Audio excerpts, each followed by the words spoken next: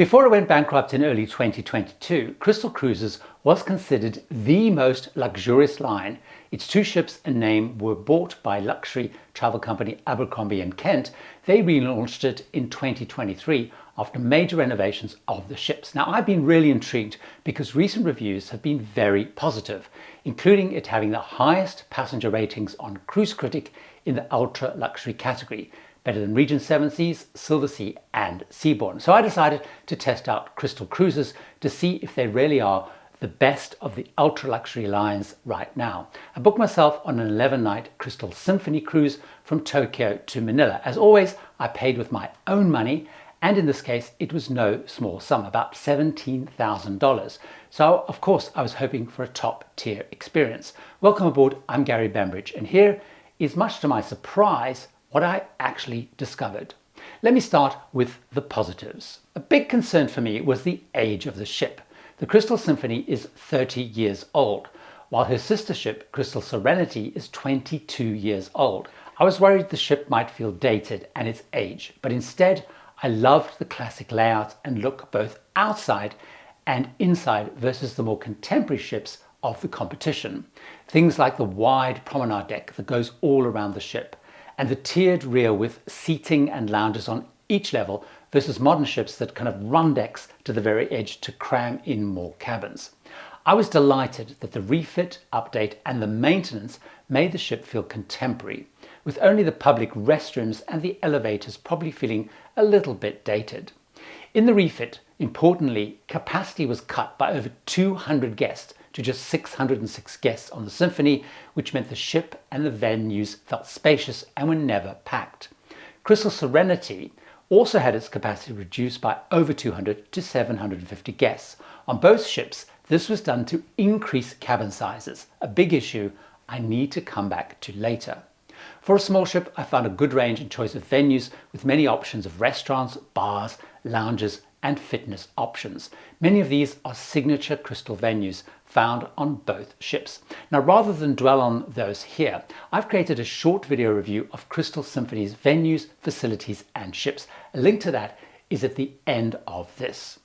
Next, I want to talk about how Crystal compares in the all-important area of food. The food was a huge highlight for me, and based on my experience, I found it surpassed what I've had on Regent, Silversea and Seabourn, all of which of course excel already in this area.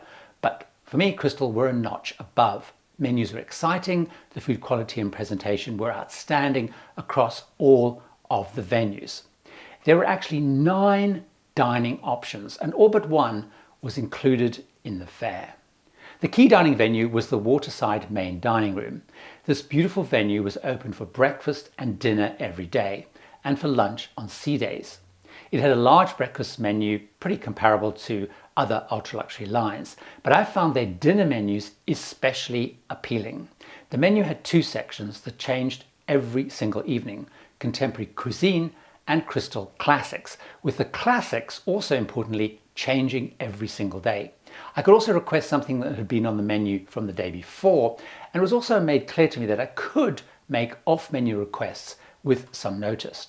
But I never tested either of those because the menus offered so much choice. The dessert menu had 9 options every single day, different ones, and there was a generous changing daily cheese menu. The food was amazing and beautifully presented. I liked also that I was usually put at the same table or in the same section, so I was able to build a relationship with the waiting staff who came to know my likes and my preferences.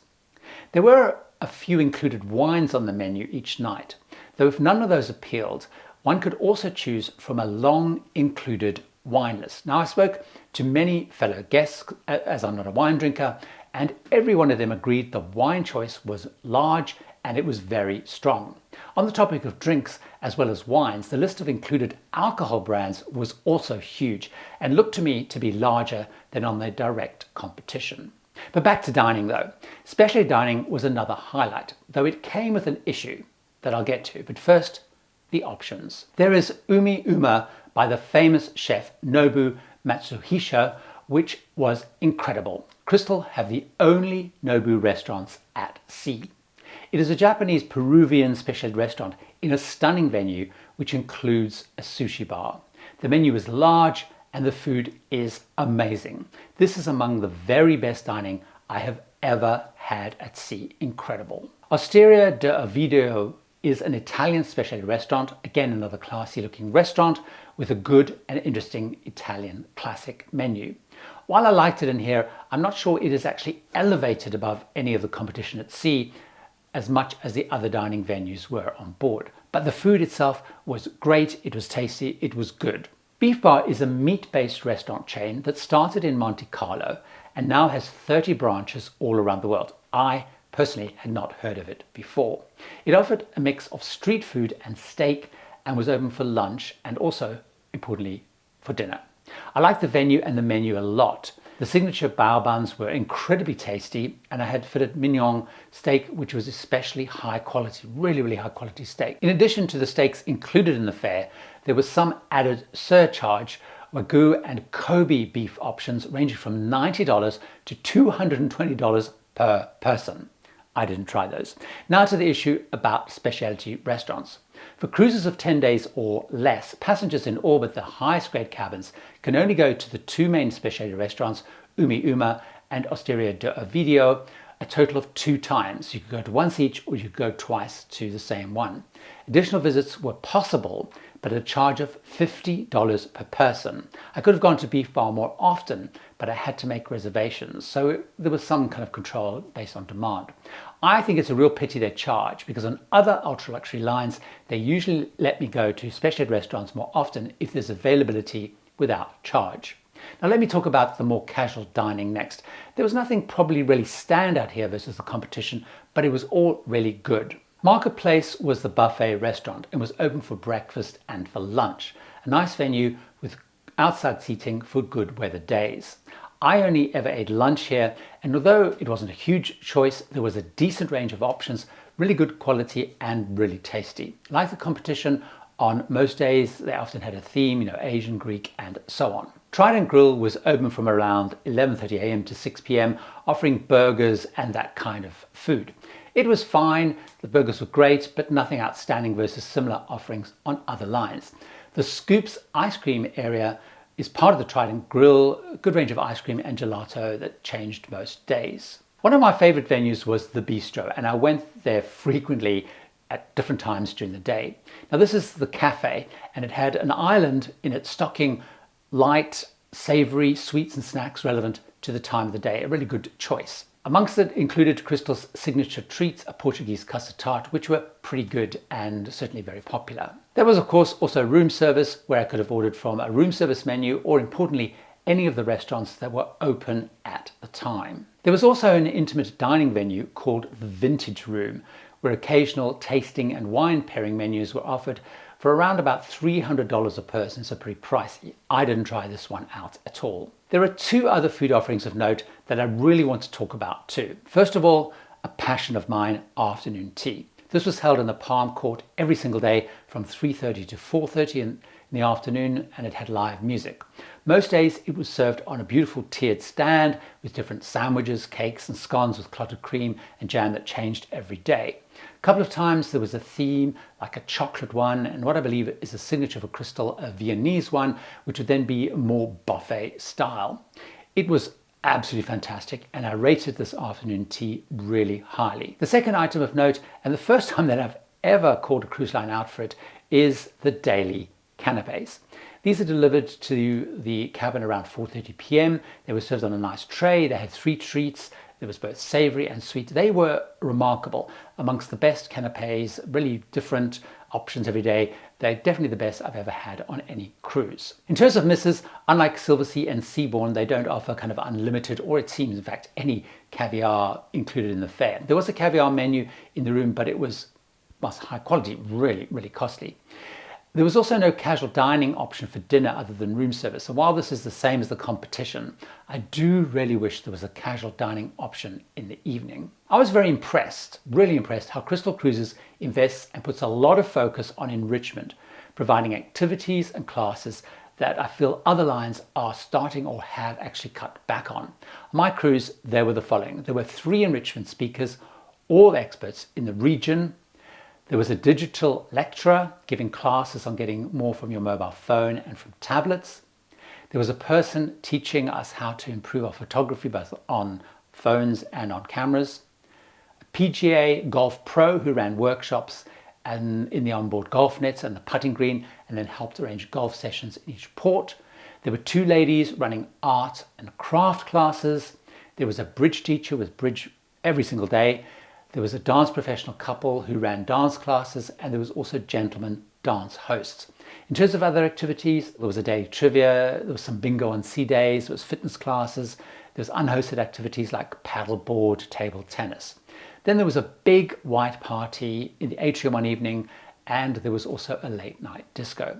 Now I'm going to talk about production shows and guest entertainers in the less good section, because there was a huge issue that means that I actually decided to put it there.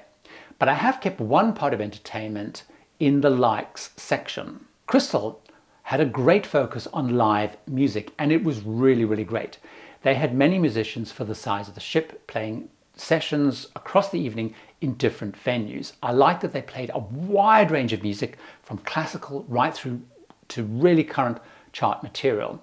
On the ship was a 7-piece band that supported production shows, guest entertainers, and also played sets. There was a violinist, a pianist, a guitarist, and a piano and singing duo. So the band and the duo would also play music suitable for ballroom dancing in either the Starlight Club or the Palm Court at various times each evening as well.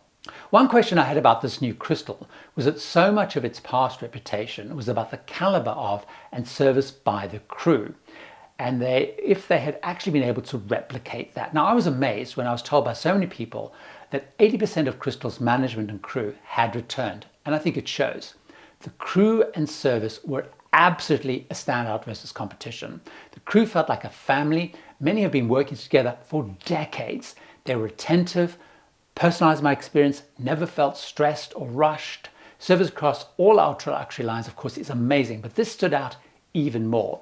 And I did feel very much like I was being taken care of by a close family business. This was probably perhaps a more corporate feel on the competition. It's hard to explain. Crew of all levels spoke to me about how well Crystal takes care of them, and I think that showed in how they dealt with passengers.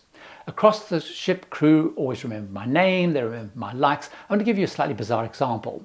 A waiter in the Marketplace buffet that served me on embarkation day, I only saw him again 3/4 through the cruise, but not only had he remembered my name, but that I liked sparkling water with no ice and caffeine-free Coke Zero. It was amazing that he remembered that. I also liked how much Crystal Cruises focuses on solo travelers, which is definitely more than the competition.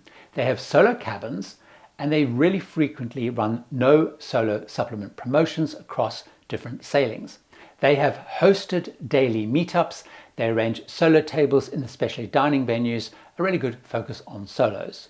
This next one may change, but it does seem from what I've observed that Crystal is still building its reputation and trust back, both with cruises and with travel agents. And this seems to mean that the ships are not always sailing full. So there does seem to be, which is a plus for us, frequent promotions and offers to encourage you and I to try the line or to return. So definitely sign up, by the way, for their mailing list to get these because they come out really frequently. The main promotion seems to be suite upgrades, where you pay for a lower grade but get a higher one. For example, you book an Aquamarine suite, which is a balcony cabin, but you get the larger and way more appealing Sapphire suite, which has a dining and seating area and a separate bedroom area. Now I suspect this promotion is being used to address one area that they probably fall down on versus the other ultra luxury competition with newer and larger ships. So this actually makes it a good time to talk about what I've found and feel Crystal does less well, starting with explaining more about that cabin point. Because the ships are older from a different time, the entry-level cabins that I saw were way smaller than the entry-level cabins on the competition, even though they are priced pretty much the same. This is why I suspect that frequently used promotion of suite upgrades to get people into bigger cabins. While they do have a wide range of cabins, ranging from solo through to Aquamarine balcony that I mentioned, and those larger Sapphire suites, they also have junior one-bedroom penthouses, and they stretch up to vast Crystal penthouses. There are two other issues I found that Crystal does have with cabins that are worth knowing about. First of all, they're out of their step with the direct competition, who these days have all balcony cabins on their more recent ships, while Crystal actually has quite a few ocean view ones. I think they know this is an issue because I note the 3 ships that Crystal have on order entering service from 2028 onwards, all those suites appear, certainly in the press releases, that they're going to have balconies. Secondly, in some grades, there are very different styles based on when they were upgraded, with some having new contemporary decor from the 2023 refit, but others more dated and classic looks.